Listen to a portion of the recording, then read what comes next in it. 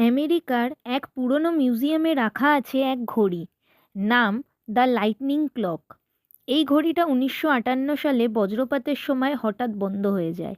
সময় দেখাচ্ছিল ঠিক 3:15 মজার ব্যাপার, বজ্রপাতের পর ঘড়িটা কখনো আর চালু হয়নি, কিন্তু মেশিনের কোনো ক্ষতি হয়নি।